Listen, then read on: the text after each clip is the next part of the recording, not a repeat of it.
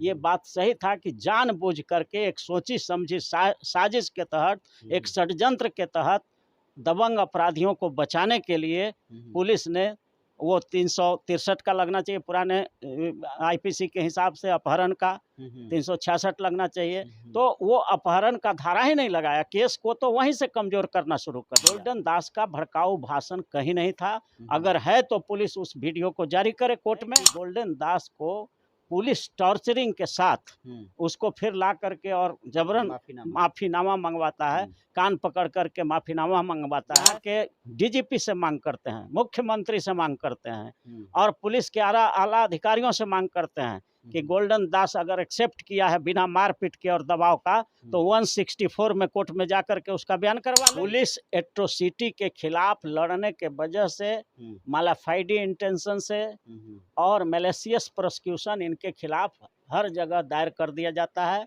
इसलिए कि ये दबाव में आकर के ये सब जो कमाने का जो साधन है थाना प्रभारियों का या थानेदारों का, उस पर ये अंकुश लग रहा था। क्योंकि गोल्डन दास पहुंच जाता था तो उनको सही सही काम करना पड़ता था और इन लोगों का जो कमाई है बंद हो रहा है। इसमें दोष सिद्ध होगा ही नहीं, क्योंकि ये जो है पुलिस एट्रोसिटी के खिलाफ बायस होकर के केस किया गया है, तो इसमें कोर्ट में ये सब केस स्टैंड नहीं करेगा, बिल्कुल रिहाई होगा। चूंकि एक नहीं सुनते हैं 21-22 FIR या पहले से भी कोई मुकदमा है इन पर मुकदमा कर करके पुलिस ने अपना केस अब खुद कमजोर कर लिया है कि हम बायस होकर के बार बार उन पर केस कर रहे हैं, क्योंकि वो पुलिस अत्याचार के खिलाफ लड़ रहे हैं, इसलिए तुरंत रिहाई होगा और तुरंत बेल होगा उसमें।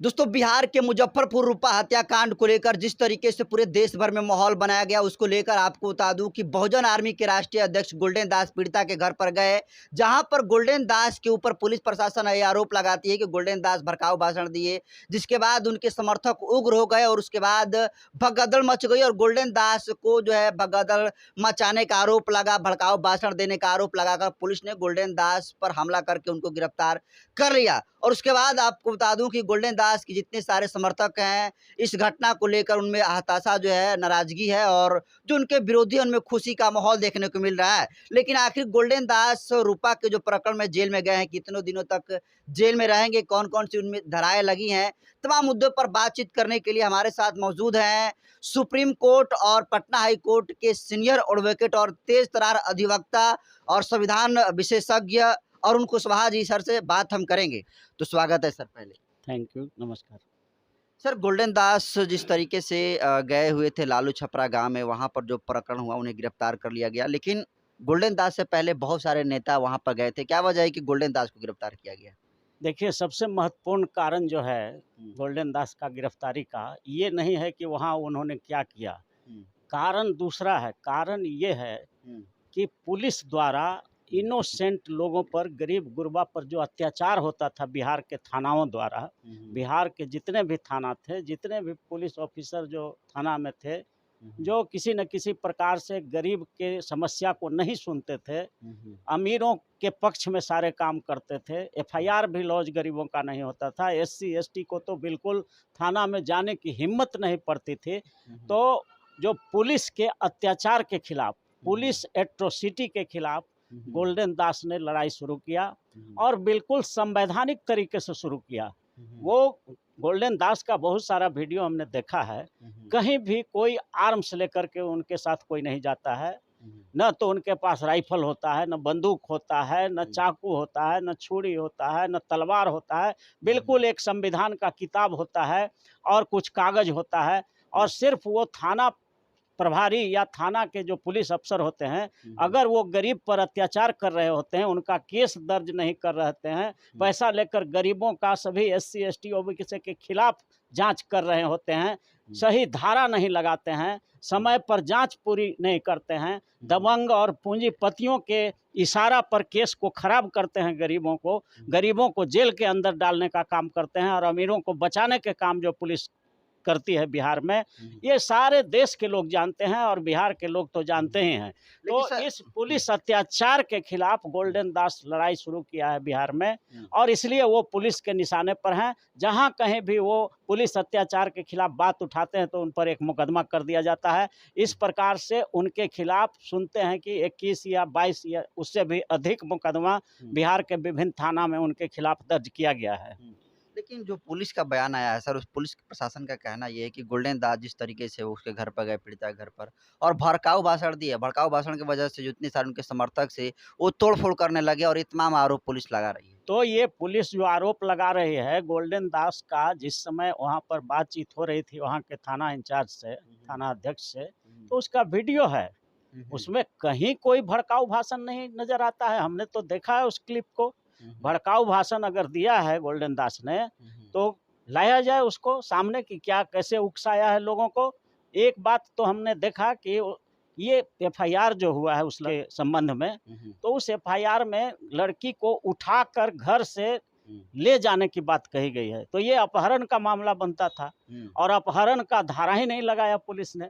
तो गोल्डन दास को हमने यही कहते सुना कि दरोगा जी को बोल रहा था मूर्ख कि भी आप बोले। तो हाँ आप मूर्ख हैं। इतना सीधा साधारण रिक्शा चलाने वाला से भी पूछिएगा कि लड़की को उठा करके ले गया तो अपहरण का लग जाएगा, और ये पुलिस अधिकारी हैं और आपने अपहरण का धारा नहीं लगाया इसमें। तो ये कहीं से भी गलत नहीं था। ये बात सही था कि जानबूझ करके एक सोची समझी साजिश के तहत, एक षड्यंत्र के तहत दबंग अपराधियों को बचाने के लिए पुलिस ने वो 363 का लगना चाहिए पुराने आईपीसी के हिसाब से, अपहरण का 366 लगना चाहिए। तो वो अपहरण का धारा ही नहीं लगाया, केस को तो वहीं से कमजोर करना शुरू कर दिया। तो इसलिए गोल्डन दास का भड़काऊ भाषण कहीं नहीं था।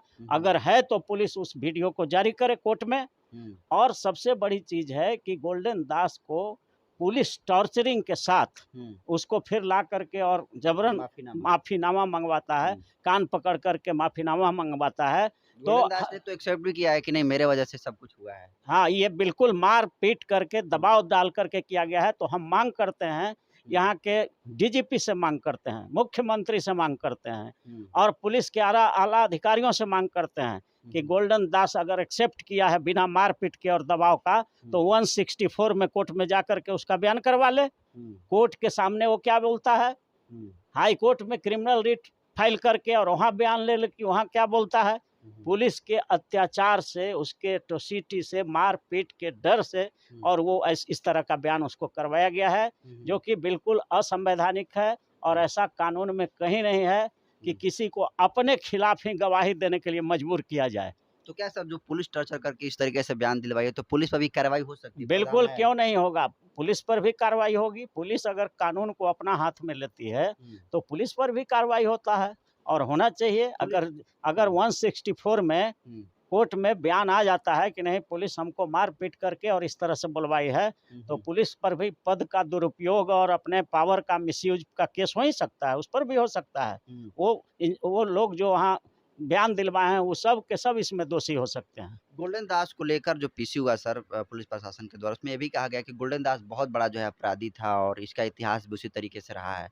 पुलिस एट्रोसिटी के खिलाफ लड़ने के वजह से, मालाफाइडी इंटेंशन से और मैलिशियस प्रोसिक्यूशन इनके खिलाफ हर जगह दायर कर दिया जाता है।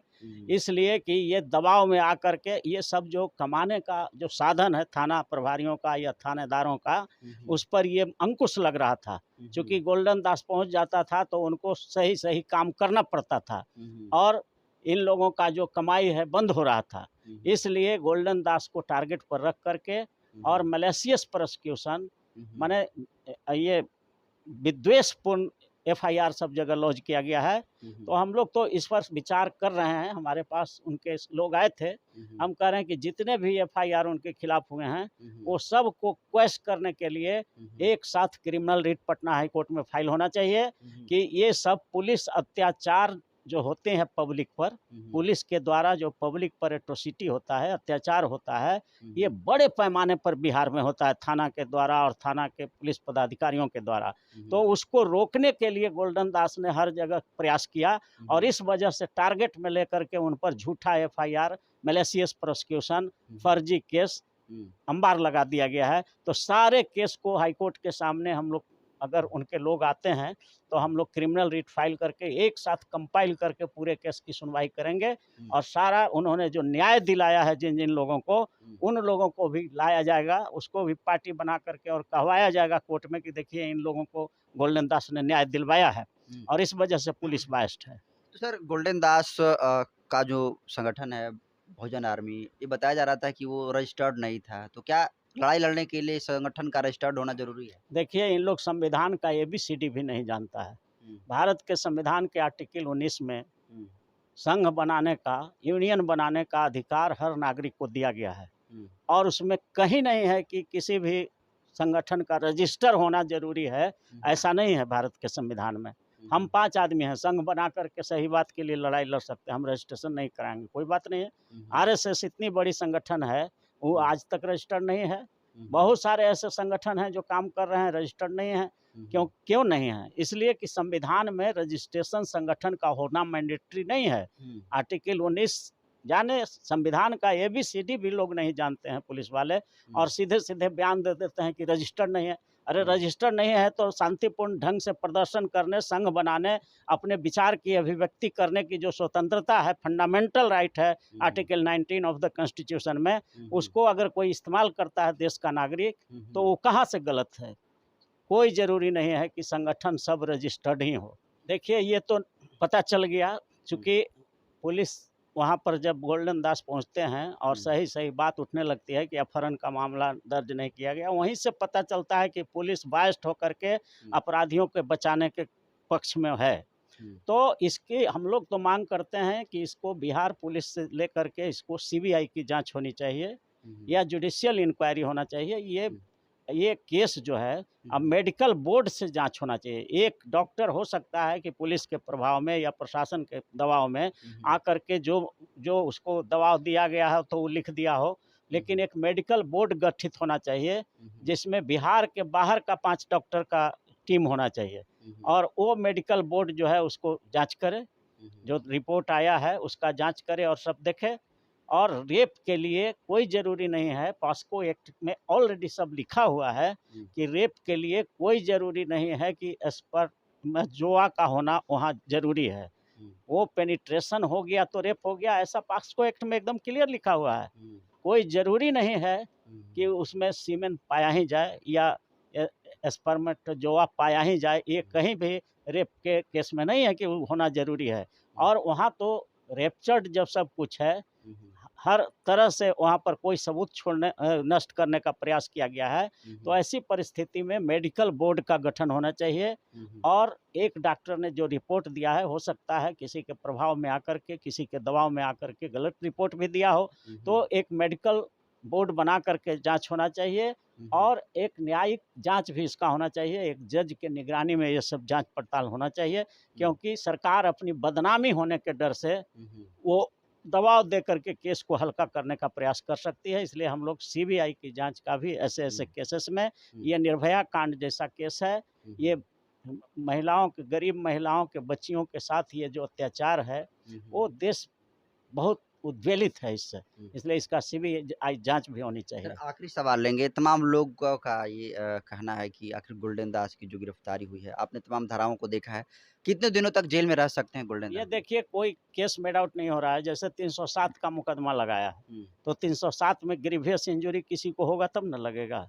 ऐसा तो पुलिस ने अभी तक नहीं दिखाया है कि किसी पुलिस का माथा फट गया हो या ग्रीवियस इंजरी हुआ हो, इस तरह का कुछ नहीं है। अब वीडियो में भी देखा नहीं गया है कहीं कि गोल्डन दास कुछ कर रहा है, कहीं चला रहा है, उसके हाथ में सिर्फ कागज था, कोई अस्त्र शस्त्र कुछ नहीं है और वीडियो पूरा उसका थाना प्रभारी से बात होते हुए भी वीडियो आया है और गोली जो चलाई गई है उस पर बोला भी है कि देखिए कुछ लोग जो है यहाँ पर ये मिसक्रिएंट लोग ये डिस्टर्ब करने की कोशिश कर रहे हैं। गोल्डन दास हमेशा देखे गए हैं, अपने लोगों को शांत करा रहे हैं कि आप लोग शांति से रहिए, हम लोग बात कर रहे हैं, संविधान के दायरे में बात करेंगे, हम लोग संविधान के जूता से इनको हम मारेंगे, ऐसा उन्होंने बोला है। तो संविधान क्या है? हमको अधिकार देता है, फंडामेंटल राइट देता है, अपने विचार की अभिव्यक्ति की, सही न्याय के लिए लड़ने का अधिकार देता है। तो ये कहीं से भी गलत नहीं था, तो लेकिन कितने कुछ दिनों का सजा हो सकता है जो कुछ है सर? नहीं, अगर सिद्ध नहीं होता है तो? इसमें दोष सिद्ध होगा ही नहीं, चूँकि ये जो है हुँ, पुलिस एट्रोसिटी के खिलाफ बायस होकर के केस किया गया है, तो इसमें कोर्ट में ये सब केस स्टैंड नहीं करेगा, बिल्कुल रिहाई होगा। चूँकि एक नहीं सुनते हैं, 21-22 एफआईआर ये या पहले से भी कोई पहले से मुकदमा भी है इन उन पर मुकदमा कर के हुँ, पुलिस ने अपना केस अब खुद कमज़ोर कर लिया है हुँ, कि हम बायस होकर के बार-बार उन पर केस कर रहे हैं, चूँकि वो पुलिस अत्याचार के खिलाफ लड़ रहे हैं। हुँ। इसलिए तुरंत रिहाई होगा और तुरंत बेल होगा उसमें। तो देखिए अरुण कुशवाहा सर थे और तमाम जो रूपा के साथ जो घटना हुई उसको लेकर अपने बयान दिए। मुजफ्फरपुर की जो घटना है आपको दोस्तों पता होगा कि पूरे देश भर में ये घटना का काफ़ी ज़िक्र हो रहा था। उसके बाद पुलिस प्रशासन ने इस पर प्रेस कॉन्फ्रेंस करके स्टे लगा दिया कि उस लड़की के साथ कोई दुष्कर्म नहीं हुआ, उसका मर्डर हुआ है। इस पर तमाम सवालों को जवाब दिया। गोल्डन दास कब जेल से रिहा होंगे इस पर भी जवाब दिया है और गोल्डन दास इस मामले में कितना सही है, कितना गलत है इसको लेकर भी अरुण अरुण सर ने बहुत बड़ा बारीकी से अपने बयान को रखा है। इसको आप कैसे देखते हैं? कमेंट कर दीजिए। बहुत-बहुत धन्यवाद।